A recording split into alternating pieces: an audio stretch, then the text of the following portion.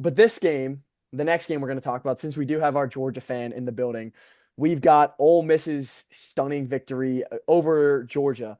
And it was tough. It was tough to watch as a tick. I predicted UGA to win the national championship, but midway through the third quarter, you just couldn't help but start rooting for Hottie Toddy in the Ole Miss. Like you literally could not help seeing Trinidad Chambliss and the explosivity of Ole Miss. It was such a fun game to watch.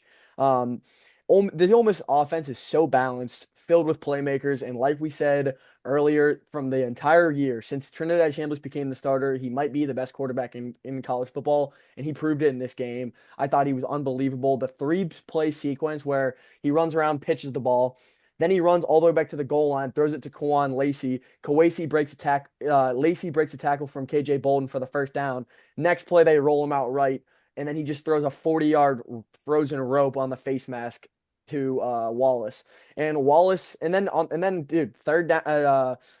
I thought it was weird, Arch. The only thing, again, Georgia, like we're nitpicking here, but the only thing was the man coverage call and the man coverage call. Like, what was your point on that? What was your feeling on that? Because Stribling, On the like, 3rd and 5. yeah, Stribling I'm pretty absolutely sure it was fried him. an MA on the safety, because if you look, it's cover 0 to the boundary and then to the field. I forget what part of the field, but then on the top side where we're on the, I think it was going to be the boundary where Ole Miss is tied in. It should have been cover 3 to the side of the You're trips, saying, and then yeah, the safety was they on the didn't, wrong side. The safety they, should have aligned to the trips, and because they that were would have made it bracketing all. the tight end that hadn't really been That doing much. Yeah. Yeah, I don't. Yeah, and like even then, like I don't know. I have if I'm allowed to take the floor now, because Yeah, yeah. I have three kind of points that I want to make about this game. First one, I think is most important. You saw the best and also the worst of Gunnar Stockton. Yes. You saw the best, which is his toughness, his character, his like resiliency. I mean, some like he was getting like decapitated on this field, and I think the most like powerful stance of him is him getting smoked on that play he throws to Cash Jones when he's scrambling out, and then he beats his offensive line to the line on 1st and goal to run a sneak. Like he gets like, so you see the best and worst of him like toughness wise. Also, you see the worst of him when that toughness, obviously, the end of, like in games like this, that toughness on like those hits you take wear on you, and like throughout a season, it's not a very practical way to play quarterback, and that's going to be what I'm going to talk about with these hits. But my biggest issue with him is his lack of trust of the pocket and lack of trust in going through a progression. Um, I think one of the big people are going to talk about that 4th and 2 play call we had that shouldn't have been snapped. Whatever. The 3rd and 3 call to me was that's what you show. That's kind of what I'm going to echo. Stockton wasn't even at the top of his drop, and he sees that his first read is going to be covered because they're going to have two guys on him. Instead of looking at Lucky, instead of looking at Noah Thomas, and looking at Colby Young or anybody else in the field, he sees his first read, so he just tucks it and just runs into the line of scrimmage. Like if you're trying to play high level football at offense and your quarterback isn't trusting to go through a progression, you can only do so much. And that's when I'm so sick of these Georgia fans saying that Bobo was the problem and all this. I wasn't a big fan of some of the calls. I mean, they put up 34 with 27, but it's true. But they put up 20. 27 with a Yeah, no, quarterback that is a one read and tuck guy. Like Bobo is, that's what I I'm feel like saying. Bobo's Yeah, doing his job. he was scheming guys open all night. There's 6 plays I watched on the cut up of guys running free and Gunner not looking at him. But yes, that's my first point. You saw the best and worst of him.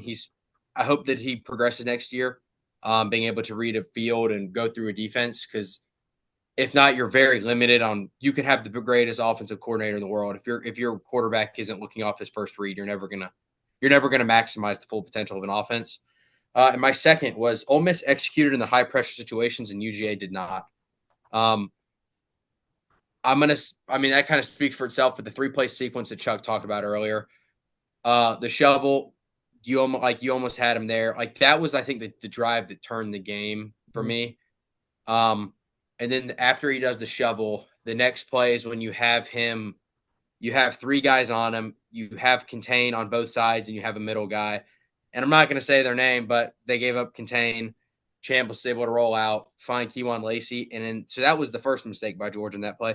The second one is Bolden. Like you're getting a kill shot on this running back. He's in the air when you hit him, and then you let him like you throw a shoulder into him and try and like knock him instead of just wrapping up. Because if you wrapped him up, it would have been 4th and 1. And I mean, they could have went for it, but instead you threw a shoulder. Like two mistakes in that play, and then Chuck said the next play when he rolls out and hits the corner out, I believe, just like a dime. See, but I feel like we're nitpicking that because I just feel like that's unbelievable from Trinidad Chambliss. I feel like we're asking Georgia to do something that's not guardable, and I get like you the nitpicking, but like, dude, that was Losing literally contain was guardable in my special, opinion. just special stuff, Losing contain on a corner when he gets pressures. dude. I feel like that's the high pressure situation I'm talking about. But Dalen Everett in all the other high pressure situations was unbelievable, dude. Like I thought he played so well. Like he I obviously think has he played well, the but that's touchdown. the He has the but that's a touchdown. play that's a play that you have to, like that is a high pressure situation that if Georgia gets a sack there or at least forces the throwaway, you're looking at 4th and 5 and they're punting it. Sure, Instead, but instead you knife and you lose contain, let him get outside, and then it's a first down. And then I mean that's not the play that loses you the game, but no. those are But like dude, small high pressure situations that all when right. you I'll combine talk with about three the of them high on a pressure play situation. stand. Dude, they get up, they're down they're in the fourth quarter. They have the ball and they get held to a field goal late in the game when they could have scored a touchdown and they were in a perfect position to score a touchdown. Like that's something that's more them not executing at the end of the game, more of a big pressure than like losing contain on a corner blitz. I mean that was the first part of these high Yeah. pressure situations I'm talking about. I mean Yeah. those high pressure situations that happen at the beginning. I'm not saying those are more important than the offensive sequence on the goal line because I couldn't even talk. I was so mad about that sequence, but Yeah. those are the things that like I don't think. And another thing I like, I guess, to go on with this is Ole Miss like dominated in success rate. I don't know if anybody like looked at the advanced analytics. They were like 20 points higher than us. So like, and you kind of that goes into my third point. The third quarter offensive execution from Georgia, and then like the adjustments at a halftime that Ole Miss's defense made to stop the run, bring in extra alignment. Like they Golding, like he did a phenomenal job because the first two drives Georgia didn't really run the ball, but the third and fourth drive when Georgia leaned on them and really got like moving, you kind of sense that if that was going to be there all day, Georgia would like run them out of the building. And in the third quarter, Ole Miss adjusts. Yeah, I mean, in this like to go with like the third quarter play calling, it felt very fortuitous that Georgia was up 12 at half, in my opinion. You had a miscue on the field goal before half from Ole Miss. You had a scoop and score. You had a lot of drops from Ole Miss's receivers in that first half, and that's why it felt to me in the third quarter you needed to take advantage of these and put this game out of reach. And you failed to do that. And credit Ole Miss, they made the grid adjustments, they made everything happen. I think that the drive that's like going to hurt the most to look back on is when you stop them on 4th and 1 at the 50, and then you miss a field goal in that drive, or you don't get any points out of it. Like those are the swings in a game where you could have put it to a 15-point game. You could have put it to a 19-point game. You could have put it in a 3-score game. And instead you don't put them away. And then when you don't put away a good team, like the whole like cutting the head off the snake at Georgia, you didn't cut off the head off of Ole Miss's snake. And they bit you in the fourth quarter, and they bit you to the point you couldn't win. So I mean, those are like kind of my 3 points about it. I mean, I could probably talk about this game for 2 hours because Yeah. I was just so upset about it. Like because it just felt like a vintage like Georgia way to Ole Miss like did what Georgia does, which is like they hang around, they strike, and then they strike again because they're not dead. And that's like it felt horrible for it to happen to Georgia this time. But Damn. like I said, credit Ole Miss. Chambliss played a great game. Yeah, I mean it's a tough one. Let's get Sam in here on here. Well, I was literally about to say everyone always talks about Georgia. You have to cut the head off the snake of Georgia. They had to do the same thing to Ole Miss. But the most underrated play of the game, in my opinion, the sneakiest game ball of the game is going to go to number 14 on Ole Miss, the safety. Kapina Gushkin. I don't even know how to say his last name. He got so Colby many balls Young up. runs what I think was just a straight fade to the field goal post.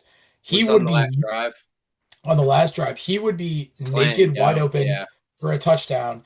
He grabs him, holding call, automatic first down, whatever. But that's a touchdown every day of the week. Barbecue chicken, 6. Georgia goes up. and it's a whole different ballgame. So that's something that is not getting talked about. That holding call saved them the game. True. Well, he was getting attacked all game and getting fried, so I'm glad he got fried so bad that he could just hold, you know. That's So a huge thing. game ball to him. Obviously, Trinidad Chambliss was epic in this game. Lightning in a bottle, like a Johnny Manziel type for performance where Yeah. literally I mean, some of these throws, like watching it back, were just incredible. And I know Arch has a lot of things to say about Georgia, but there also has to be a point where you just tip your cap and you're like, we just ran into a hot pitcher. We ran into a hot hand. Yep. Um, and then lastly, not exactly football related, but I thought that the commentating by Sean McDonough like matched the moment completely in this game. He was awesome, brought a ton of energy. He got a lot of flowers on Twitter and social media post game for how he did, and he actually just won announcer of the year right before that, which was cool for him. But yeah, this is one of those games that our young kids are going to watch like college football playoff highlights, and this game is going to be on it. So we were really lucky to get to experience this as the primetime nightcap dessert of the quarterfinal round, which is just setting the stage for like what Duska said in the chat earlier, just a really unique and fun Final Four. Yeah, I mean, you guys basically said everything. Sam, I'm honestly surprised you didn't tip your hat to the Ole Miss kicker as well, Kenyero. Mm. Two Oh, Charlie 55 and I were yard watching kicks, him. two 55-yard kicks back to back to start the game, and then he nails the game winner from 47 out as well. And one play I want to highlight because you guys talked about it. Georgia lost this game on the margins. There was a few plays that close games like this always come down to, and when one team's able to execute and one team isn't, and is miscommunicating or missing assignments, then you're going to lose the game. And that happened to Georgia in this one. They were very close. The one play for me, I don't think we highlighted it yet, was when Chambliss had his unbelievable drive, the 3 plays in a row. Um, Kyron Lacey punches it in. They convert the 2 point, go up 27-24. Georgia gets the ball and they go 3 and out. And then they do that special teams punt unit type deal where they run the punt unit off the field and run the offense back on. And then they run a play on 4th and 4 from their own like 30. And the center snapped it early. It was a 5-man. So here's how I saw it. It was 5-man pro. The center snapped the ball early, so the communication was definitely off. They were sliding to the right, but there was still only 5 guys in the box, or there might have been 6 guys, but they only ended up rushing 3. And Monroe Freeling, I guess because the ball was snapped late, he was in a dual read and thought that the linebacker who was at backer depth was blitzing, but the edge goes completely unblocked and sacks Gunner, and then Ole Miss goes down and scores another touchdown to make it a 2-score game. It's plays like that are on the margins where we saw it in the Alabama game too earlier in the year. Georgia, it was I forget the exact situation, but it was the play where Cash Jones got tackled on 4th down and Georgia MA'd and a guy just made an easy play. They lose these games on the margins where they're just a little unprepared for that moment or they're a little too aggressive. And I think a slight combination of both took place here. And Kirby, you can't knock him. He usually pulls the red strings. He's the best the game has right now, but situations like that, those always seem to come back up in these big moments. And it's times like that where you see a team like Ole Miss be able to take advantage of that. And if they have a quarterback that's as hot as Chambliss, then they're going to be able to do that.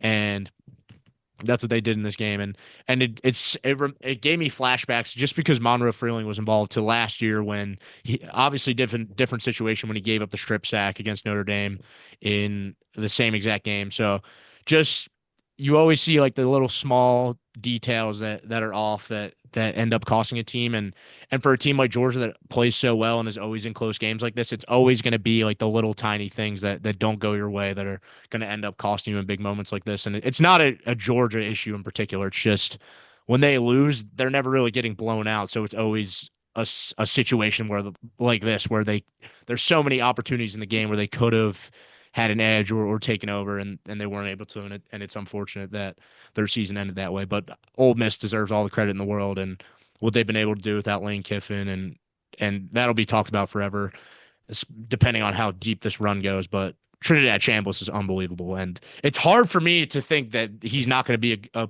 good pro quarterback based off the way he played in that game. He was so accurate, and I don't know. It's hard for me to watch a guy like that and just be like, oh, he's just a good college quarterback.